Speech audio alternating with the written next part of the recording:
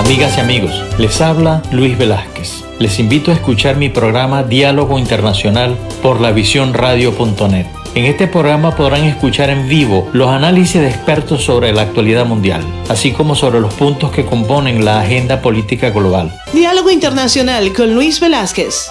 Lunes y viernes 2 de la tarde, hora del este, por lavisiónradio.net. Información que va contigo.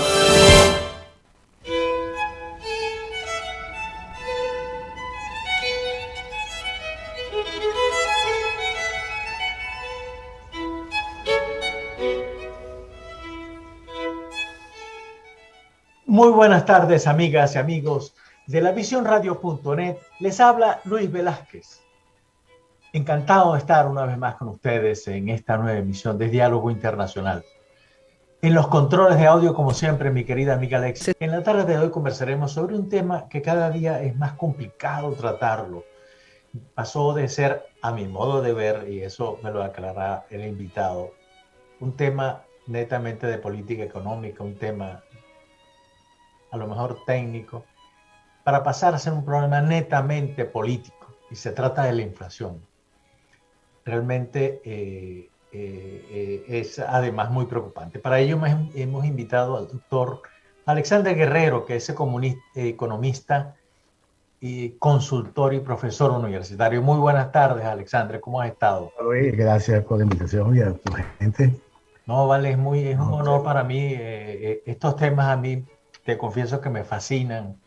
Me gusta mucho el tema económico desde el punto de vista, desde cualquier punto de vista que tú lo puedas ver, pero sobre todo el tema económico visto políticamente, que me parece que es fantástico. Efectivamente, una de las cosas que nos deja la pandemia, que no es solo la pandemia, ya venía, que es un problema de inflación, empresas, para las economías paralizadas, la baja en la producción de bienes y servicios, es decir, y nos deja ese sabor medio raro y lo que produce en el primer instante hasta que las economías vuelvan a su ritmo normal es un poco de inflación.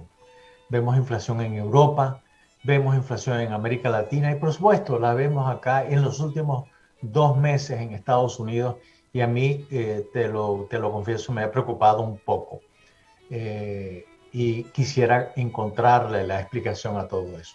Pero, Alexander, quisiera que comencemos por donde debemos comenzar para que la audiencia tenga un punto de referencia sobre este tema. ¿Qué es la inflación? Probablemente... ¿Qué significa eso para nosotros? El concepto es esencial. Como si tú le preguntaras al médico, ¿qué es una fiebre?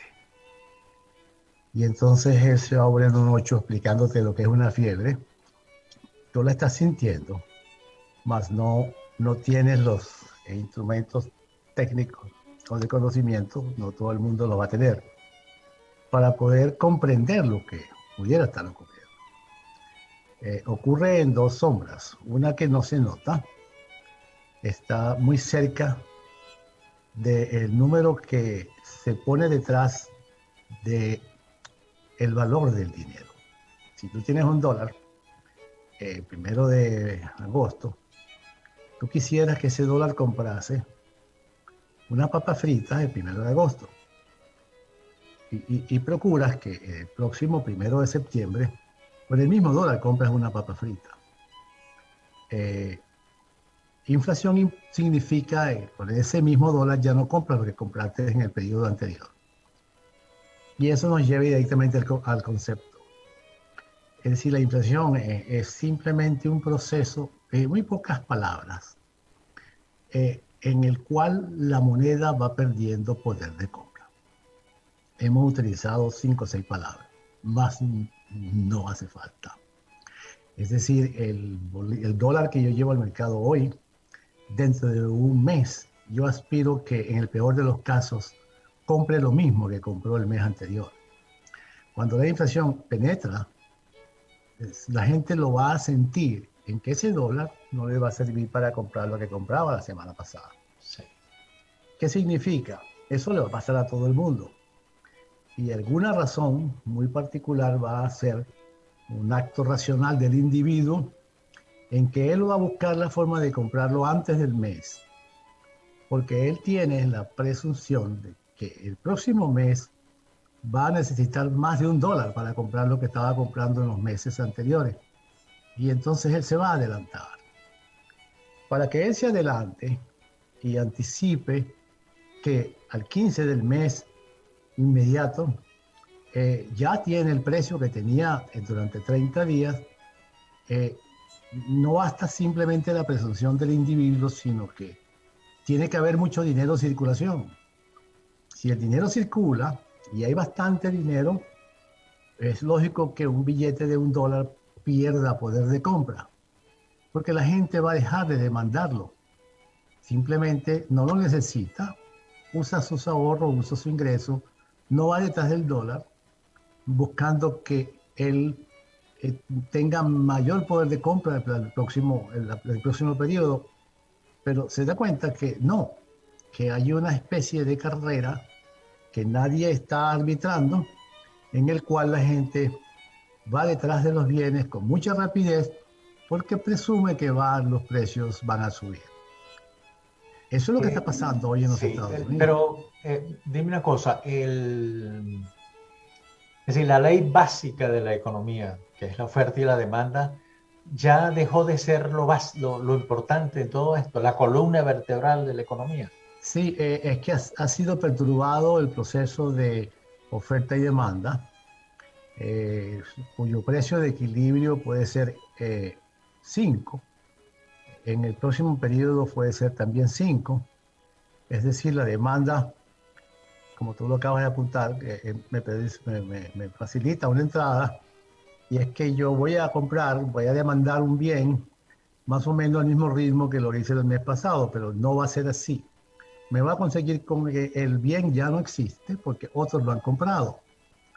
A eso se le ha llamado compras nerviosas. La gente presume que va a subir de precio o que va a desaparecer del mercado y la va y lo compra rápido. Y la pérdida del poder de compra entonces es de inmediato lo que resulta de un acto racional del individuo. Lo curioso es que detrás de esto, ¿qué realmente está ocurriendo? Y es que hay mucho dinero en la calle. El dinero opera en el mercado a través de una ley que dice que es la moneda de corte legal. Y eso está sancionado en un Congreso y eventualmente por una Constitución. De manera que ese dinero que está circulando crece su volumen porque alguien lo imprime. Cuando se hace la ley que se dice que el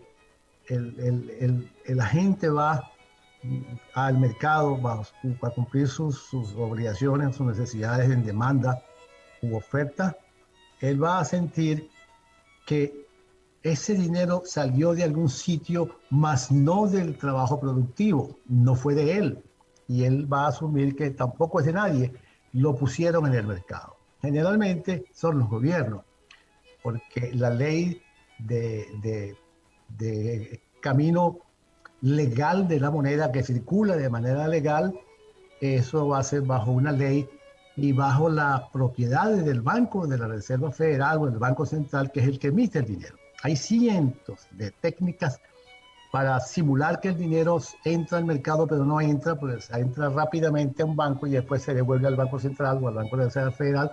Cuando el Banco de la Reserva Federal le vende bonos al banco, recoge esa liquidez y la guarda. Y entonces allí en ese momento no se siente que los precios van a subir porque hay exceso de moneda. Pero el equilibrio se ha roto. La gente sabe que hay muchísimo dinero en circulación y en que cualquier momento vas a tener impacto sobre los precios y en consecuencias la pérdida de poder de compra de esa moneda se pierde con una rapidez muy fuerte en la medida en que ese volumen de moneda circule. Allí es donde entra el problema de una ya enfermedad que no puede ser no puede ser atacada por el propio gobierno, porque ya él, que también está en parte de la demanda, él siente que el poder de compra de los dólares que él tiene no le alcanza para los gastos del gobierno. Y ahí tenemos entonces el punto en el cual se corta hacia un proceso de hiperinflacionaria. No es el caso de los Estados Unidos, pero se discute en los medios académicos y en los medios del mercado, comerciales, de negocios, que pudiese aparecer una hiperinflación en algunos países desarrollados en el mundo, que han tenido que emitir dinero en grandes magnitudes, en grandes volúmenes, para poder resolver, entre comillas, el problema de la pandemia. Es decir, quisieron apagar el fuego del virus de la pandemia con dinero y prenden otro fuego tan letal como también lo es la pandemia. Al final, no vamos a poder precisar cuál es el impacto negativo más fuerte, el de una pandemia o el de una inflación convertida en hiperinflación. Es decir, una inflación es una inflación bajo control, una hiperinflación es una inflación que no tiene control. Sí. Mientras el Banco Central pueda poner dinero, traerlo, extraerlo del mercado y volver a ponerlo, y ese proceso sea más o menos armónico, eso se va a cumplir. Sin embargo, en el momento en que haya más dinero, y porque es una especie de carrusel que no se detiene, entonces entramos en ese proceso donde, por ejemplo, la inflación implícita en los Estados Unidos hoy está por encima de 10, 11%. Una inflación que no se presenta públicamente porque hay bienes en los Estados Unidos que no son inflacionarios, como el caso de los alimentos, Claro. en el caso de la energía. Claro. Allí los precios no suben con mucha facilidad, hay un mercado bastante racional en eso, y eso hace imposible que los precios suban. Sí.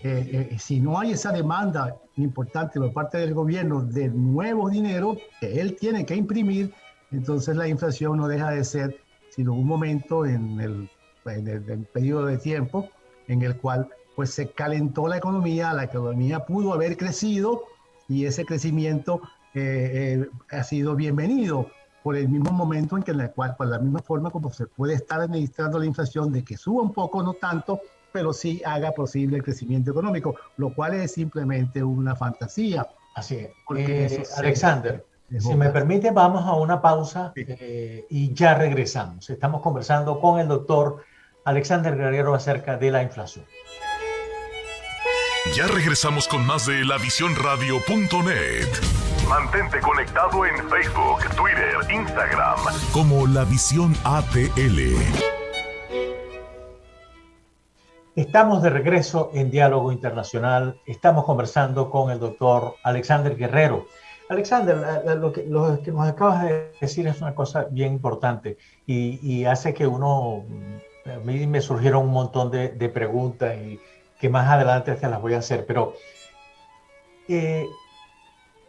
las causales de la inflación son siempre iguales en todos los países, o la inflación en Europa tiene una causa fundamental y en América Latina tiene otra y en Estados Unidos tiene otra.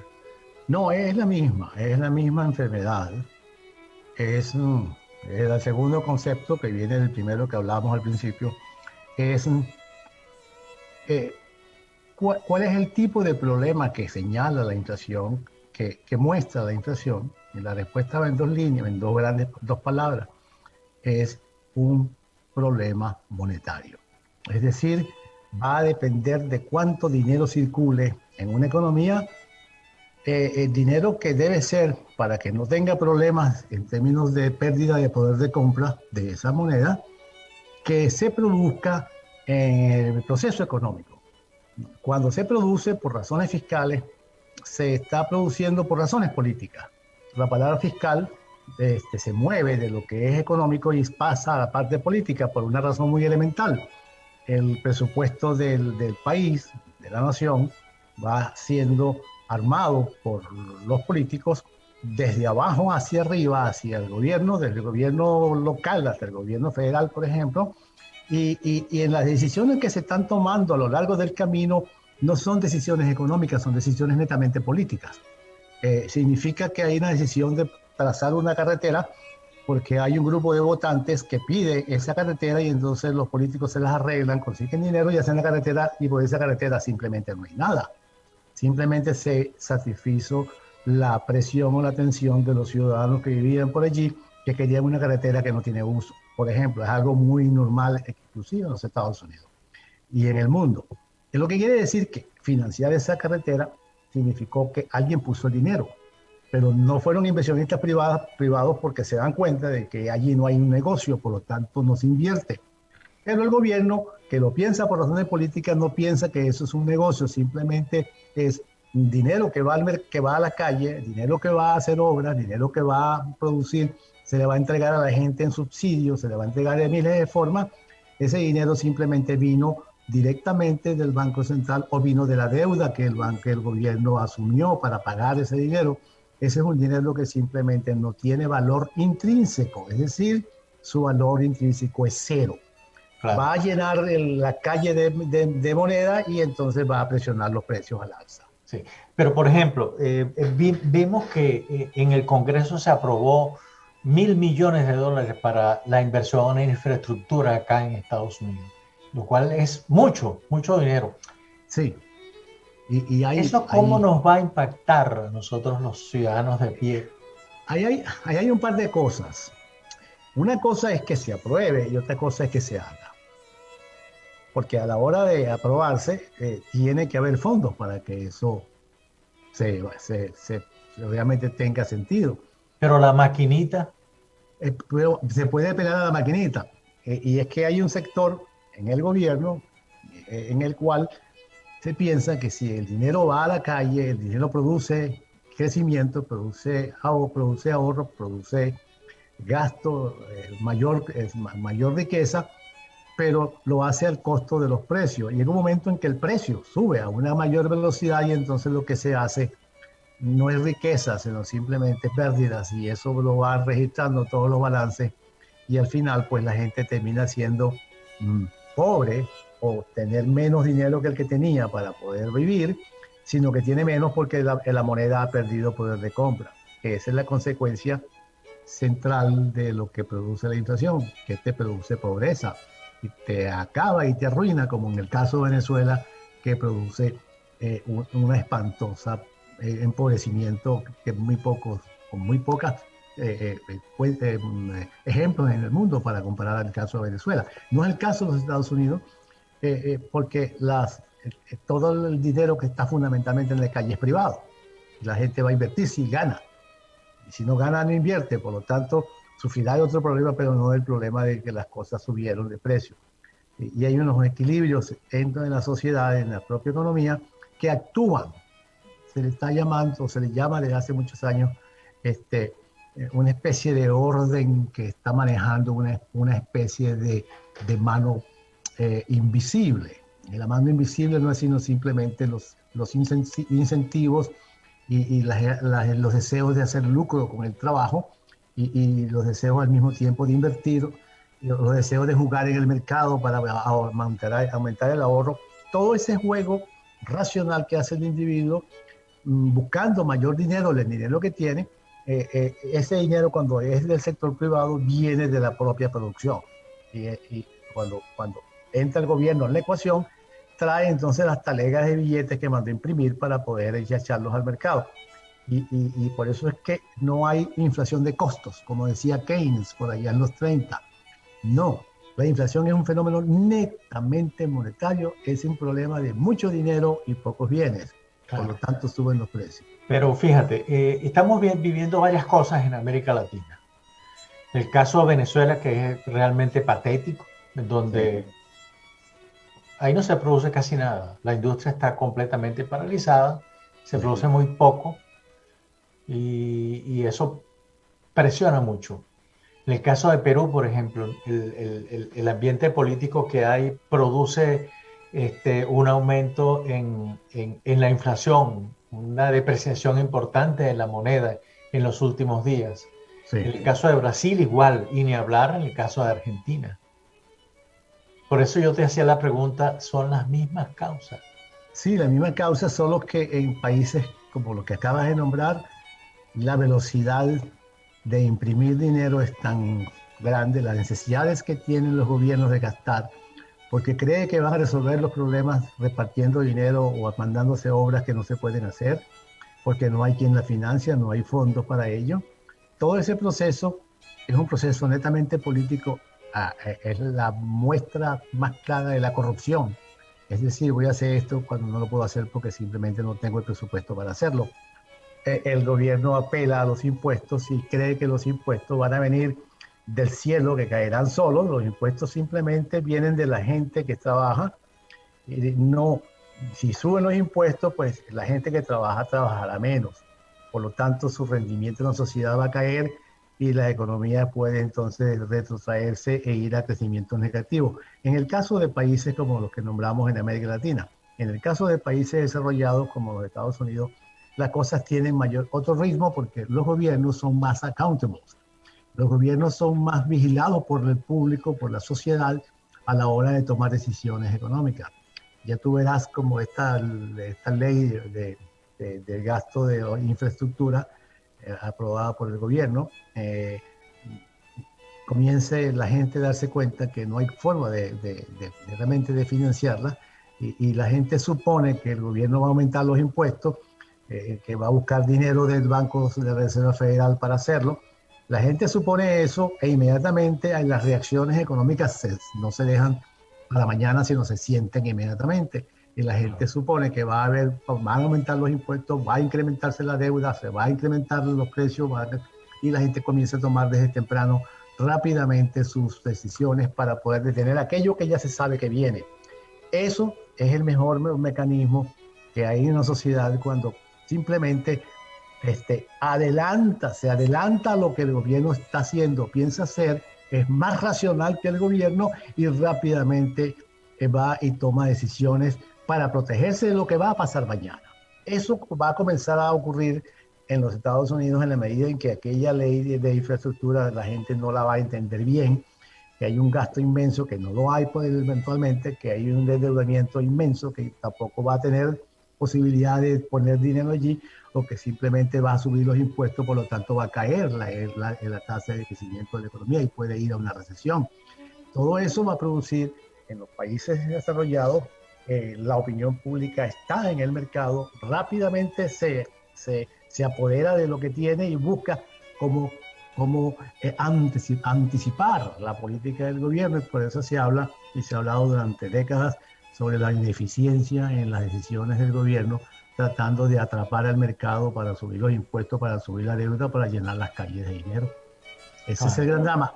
En los países que nombramos, América Latina y en muchas partes del mundo, el público no tiene esa fuerza realmente.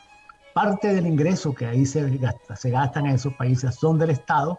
La decisión la toma el Estado por vía de coerción violenta o por vía de coerción pacífica, cualquiera que sea el mecanismo. Pero cuando tú tienes una economía donde el Estado tiene un sector importante del mercado, esa es una economía inflacionada totalmente, simplemente envuelta en números que cada vez son menores en términos de su poder de compra. Y en el caso de Venezuela es el gran momento que le he dicho al mundo, este camino no lo tomen porque este camino lleva al empobrecimiento y a la salida de 5 o 6 millones de venezolanos. Sí, hay una experiencia que se ha vivido en muchas partes del mundo, sobre todo en América Latina, que es asumir, por ejemplo, una moneda fuerte, como es el caso del dólar, como su moneda normal, como el caso de Ecuador. Ha habido otros países que han estado asumiendo en los últimos tiempos, y estoy hablando de meses, las criptomonedas como la moneda básica del intercambio y del intercambio entre los ciudadanos en la sociedad.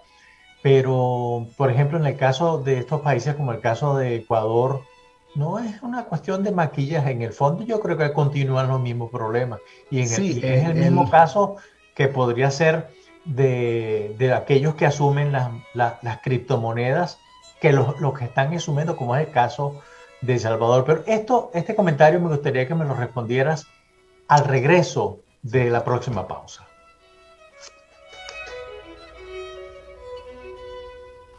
Ya regresamos con más de lavisionradio.net.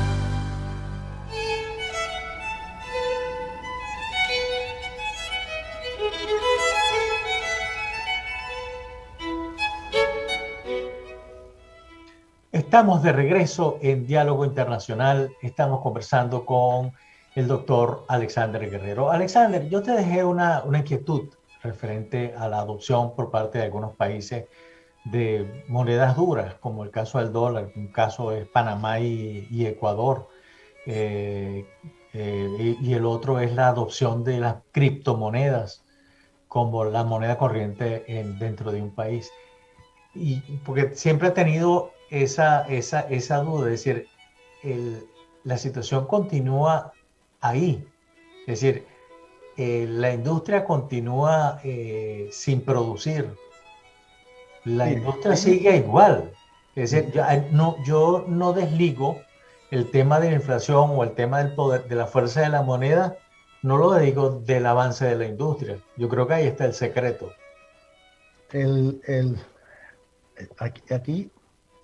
Aquí hay otros conceptos muy interesantes y es bueno mencionarlos. Si el proceso de dolarización es total, es decir, el caso de Panamá, no hay forma de que otra moneda circule distinta al dólar. El dólar no lo imprime el gobierno de Panamá, sino lo imprime el gobierno de los Estados Unidos. Y Panamá va a comprar los dólares, lo que su mercado, lo que su intercambio comercial les va a generar. Están obligados a vender más y exportar más que a comprar menos, que a comprar más, porque es la única forma como va a operar el sistema. Lo que se ha hecho en los últimos años es burlar la figura de la dolarización, y los gobiernos se han dejado para sí la posibilidad de ellos endeudarse, y lo hacen hasta en dólares, y crean una moneda que no es una moneda de curso legal como la moneda que está en juego, sino es un mecanismo administrativo que le permite al gobierno emitir títulos de deuda en una especie de maniobra financiera para poder financiar parte del gasto. En realidad lo que ha hecho es devaluar una moneda que no existe, sino que simplemente va dentro de lo que el dólar está circulando en ese país. Por ejemplo, el caso de Panamá, que es el más astringente de todos los esquemas que se ha dolarizado en el mundo. Y por eso, pues, si se quiere, pues ha generado un país tranquilo en términos de inflación. Ocurre el fenómeno que si, como el caso de Zimbabue, que es el caso importante, el caso de Venezuela, que han querido, han mostrado la posibilidad de ir, en el caso de Zimbabue sí lo hicieron, crearon el dólar de Zimbabue, pero ya con la propia reforma que hubo en Zimbabue, por allá en el año 91, eso se hizo como una especie de maroma administrativa del gobierno y del Banco de Zimbabue, con la idea de que existía una moneda que no la estaban ellos imprimiendo, por lo tanto no había inflación, y eso repercutaba en crecimiento económico. Eso pudo haber ocurrido en algún momento, pero no. Al final, pues, cayó en una segunda hiperinflación. El caso de Zimbabue hizo la reforma del dólar de Zimbabue para tratar de bajar la hiperinflación. A los meses estaba de nuevo en la hiperinflación porque había creado una moneda directamente del tesoro, del gobierno, que tenía un valor en el mercado. La gente en el mercado le daba a ese bono del gobierno el 70% del precio de lo que sería un bono en dólares, por lo tanto 30% de inflación. Ahora surge una figura muy similar, que es la criptomoneda. El concepto aquí a dibujar es que la criptomoneda es un mecanismo de impresión de un dinero únicamente bajo condiciones privadas. Cuando un gobierno dice que está haciendo una criptomoneda, eso no es cierto. Está jugando con los conceptos, porque eso va a ser una moneda de curso legal que él va a manejar y que él va a imprimir cuantas veces él quiera. Y la razón es muy sencilla. Una criptomoneda en un mercado privado no se va a imprimir todo el volumen que se requiere, y el precio va a subir de esa moneda, que es lo que ha pasado con el Bitcoin y otras monedas, porque es que no se produce a niveles en los cuales la gente lo demanda, por lo tanto sube el precio, hasta el punto en el cual medidas, noticias o algo que tiene que ver con el sistema simplemente no trabaja, y se viene el precio bajo cuando la gente simplemente agarra los bitcoins y los manda al mercado, esos pierden precio y por lo tanto pues vienen a la crisis que conocemos. Pero todo viene de una confusión del concepto. Si es criptomoneda, es privada, por lo tanto no hay devaluación de ninguna forma, porque ahí siempre va a haber menos oferta de dinero que la demanda de dinero. Pero lo llaman criptomoneda a aquellas monedas que hacen los gobiernos. Son los gobiernos hacen, como hizo el caso del gobierno venezolano del Petro, tratando de crear una moneda y al final pues el Petro, no se le devaluó el Petro, simplemente no funcionó. Nadie lo compraba porque la posibilidad de perder precio, de perder valor de poder de compra eran inmensas. Y eso quedó en un bluff. Pero hay países que creen que van a engañar al mundo cuando dicen nosotros vamos a tener una criptomoneda, pero todavía no sabemos la letra chiquita que quién va a emitir la criptomoneda. Si él la invierte el gobierno, no es criptomoneda. Criptomoneda es porque es privado, sino simplemente son monedas digitalizadas, simplemente. Que el gobierno lo digitalizará cuando necesita dinero y esos son valores electrónicos o simplemente recursos electrónicos, porque no va a circular como papel moneda, ni como bono, ni como nada de eso, sino simplemente de forma electrónica en los mecanismos de pago que cada individuo esté utilizando. Entonces es muy importante esto del concepto acá, porque en los medios lees muchísimo, inclusive gente que supone que lo entiende y juega con el concepto. Entonces, porque es así lo que ha pasado con Ecuador, con El Salvador. No, ellos no van a hacer ninguna criptomoneda, ellos hacen una moneda digitalizada que supuestamente va a tener un sistema fijo de impresión. Aplicar el dinero, pero no, ahí hay un problema de soberano, es que el gobierno es el dueño y el gobierno cuando necesita dinero simplemente prende la máquina, o bien digital o bien la de papel. Entonces es un juego, al final un juego bastante curioso entre conceptos que la gente no maneja. Porque todo el mundo, cuando la gente dice criptomoneda, la gente supone que aquello está encriptado. No, cuando es moneda hecha por el Estado, nunca está encriptado. Pero si lo hacemos tú y yo me encripto ante ti y tú te encriptas ante mí, por razones muy obvias, porque son tus recursos y los míos que estamos transándolos y entonces queremos confianza plena. Es moneda fiduciaria, correcto, pero no existen condiciones de volúmenes como para que su precio caiga porque alguien necesita hacer eso. No, simplemente cae cuando el mecanismo especulativo colapsa, porque los que tienen el dinero, los bitcoins, temen que eso que el vecino, el que tiene al frente, salga primero que él de esos bonos, de esa moneda electrónica.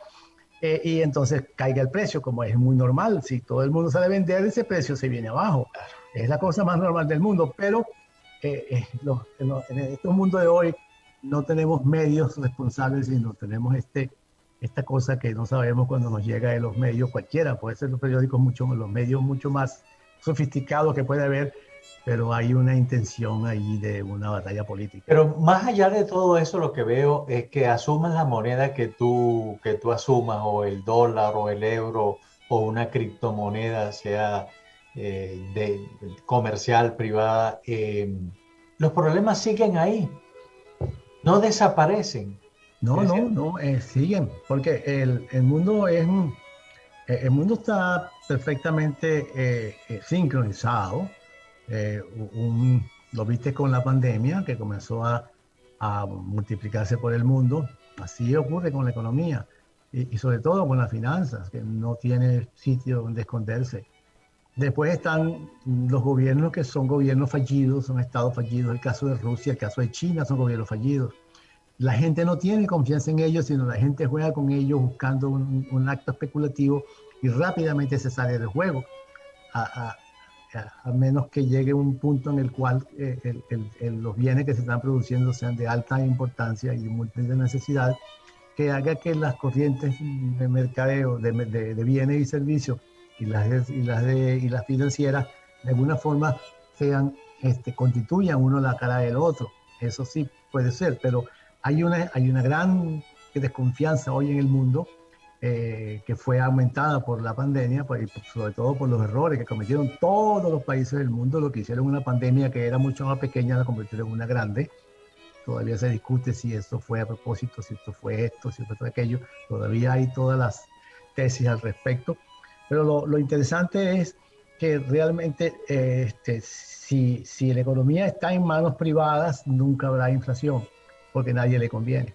Pero si la economía está en manos del gobierno, entonces habrá inflación porque le conviene a la corrupción bastante. Pero la inflación de China está controlada y allá hay economía. Sí, pero tienes un proceso de expropiación del quien trabaja en Argentina y que son los que exportan, que son los que el gobierno les tuerce el cuello para poder quitarle los dólares y ellos. Entonces, ¿qué es lo que ha producido en Argentina a lo largo de muchas décadas los grandes problemas? Los grandes productores argentinos, de cantidad de cosas que ellos producen, que son líderes en el mundo, son los dueños de los dólares. Los gobiernos lo que han hecho es que simplemente los ha capturado, como también hicieron con los fondos de pensión en caso en Argentina. Y lo van a hacer en Chile, apenas termine esta locura que está en Chile caminando. Pero al final es claro, si el Estado mete la mano, hay inflación y hay corrupción, prácticamente son familias ambas. Okay. Si hay un problema privado, nada más los que están en el juego, lo que hay es simplemente la necesidad de entrar en un proceso de conocimiento y de aprendizaje con mucha velocidad, porque en el mercado privado el juego del conocimiento es muy importante. Sí. Es decir, tengo que estar bien informado para ir a competir con el hombre de Amazon, por ejemplo. Sí. Alexander, vamos a una nueva pausa y ya regresamos. Ya regresamos con más de lavisiónradio.net.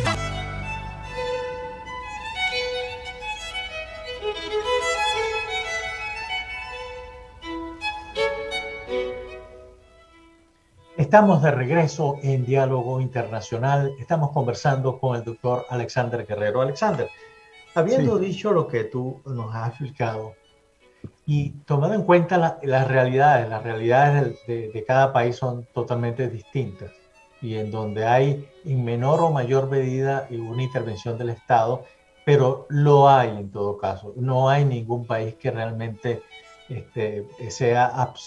simplemente esté en donde el Estado no esté presente. Ahora, dado esa realidad, ¿cómo se cura esa pandemia de la inflación? ¿Se cura teniendo reglas claras, fortaleciendo la industria, teniendo una sociedad a la cual tenga tanto poder adquisitivo como una educación y una cultura acorde con los niveles que debería tener un país normal y corriente? ¿Cómo se cura eso? Yo creo que hay una condición única, inmediata, que es privatizar la moneda. Es decir, no hay gobierno que la produzca. Simplemente está en manos privadas y el mercado va a generar el nivel de dinero disponible, el dinero que exista. Pero la Reserva Federal... Sí, lo que ocurre es que el modelo que hasta ahora ha venido en los últimos 2-3 siglos es un modelo que se transfiere de los grandes tesoros de aquellas sociedades por 1700, 1800, y se transforma entonces en una institución que se le llamó Banco Central, porque se necesitaba supuestamente un ente que establecieran cierta cultura y cierta disciplina en la impresión de dinero. Pero no, todo eso fue sobrepasado y los grandes errores que en los países vienen casi todos del Tesoro y de los bancos centrales. Lo que había entonces que ir a privatizar la moneda, privatizar el dinero. Ningún gobierno puede privatizar la moneda. Puede, digamos, hacerlo porque lo va a hacer por razones fiscales. Cuando es el sector privado que compra el dinero y él lo imprime y lo va a hacer en función de sus propias ganancias. Tú no puedes poner en el gobierno que tome decisiones a quien pierde. Es el caso de los políticos. tienes que sacarle eso de allí al político, quitárselo del gobierno, quitarle las leyes esas y entonces llevarlo a la gente en la Pero calle. ¿no crees que ahí está sacándole una función vital al Estado? No, es que En su vínculo con la sociedad. El Estado no tiene por qué producir moneda porque eso no es negocio de él. La moneda la produce quienes trabajan, quienes producen, esos son los que producen el dinero. Es muy fácil. Es decir, si yo trabajo, yo produzco, y ese dinero me pertenece. Y así toda la sociedad. Y habrá, por supuesto, mecanismos con el cual se va a poder asistir a algunos que no tengan las capacidades para entrar en el negocio económico. Pero es la mejor forma. Es decir, el Estado no produce riqueza, eso es una historia que se conoce desde siglos. Los Estados producen mucha pobreza, son expertos en hacerlo. Entonces hay que quitarle al Estado toda la propiedad que ellos tienen y pasársela a la gente porque la gente es la que la trabaja. Pero de nuevo es la corrupción, y la corrupción es el gran mal que tiene esta sociedad desde hoy. Porque cualquier decisión que esté en manos de un político lo va a hacer simplemente por razones de lucro él personal, de alguna manera va a lucrarse de eso y eso lo hacen. Entonces, en todas partes del mundo. Por supuesto, los intereses allí es capturar ingresos a cualquier manera sin haberlo producido. Eso es lo que hay que agotar de inmediato. Esa es una tesis de Hayek, que ya en el año 45, y después tuvo el libro en el año 78, donde él dijo que la única alternativa que le queda a la humanidad es simplemente que no haya dinero en poder del Estado.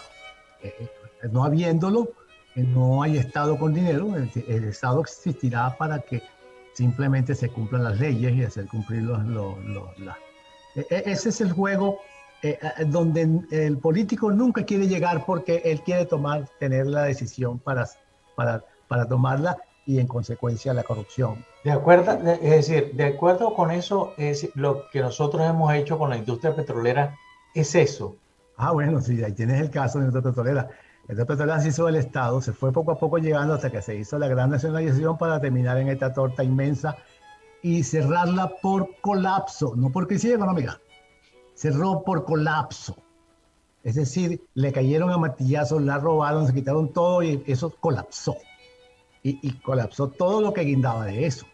Claro. Y el país está colapsado porque simplemente no hace nada, porque fue totalmente tomado por la política de un modo tal que la corrupción es la que va a decidir en torno a qué hacer con un país. Y tú ves el caso de la oposición y el gobierno hoy, terminaron en una alianza nacional para ellos hacer gobierno y gobernar ellos unos y el otro, que ya se podrán de acuerdo cómo lo van a hacer, pero el problema no lo van a resolver bajo el mismo esquema de la industria petrolera, de la riqueza nacional. Sí, y ahora le toca una cosa interesante y me llama la atención porque los políticos todos en Venezuela creen, los que están de un lado y los que están de otro lado, creen que todavía hay petróleo para producir. No, hay petróleo bastante, pero como todas las cosas pasan de esa forma, con esa gran paradoja, es decir, en Venezuela hay mucha agua, pero hay mucha sed. ¿Cómo es posible que haya sed? En Venezuela hay mucho petróleo, pero no hay petróleo. ¿Cómo es posible que...? La única cosa que se puede acabar es que exista, para que se agote. Si no existe, no se agota, la sociedad trata de vivir de mangos, o de mamones, o de cualquier otra cosa. Pero en estas condiciones, tú ves a los políticos peleando por simplemente una botella, como los borrachos, por una botella absolutamente vacía. Sí. Ahora, sí, eso es grave. Pero ahora yo quiero que tú me insertes el tema social en todo esto. Nos quedan 5 minutos y en 5 minutos quiero que tú me insertes el tema social que para mí es muy importante.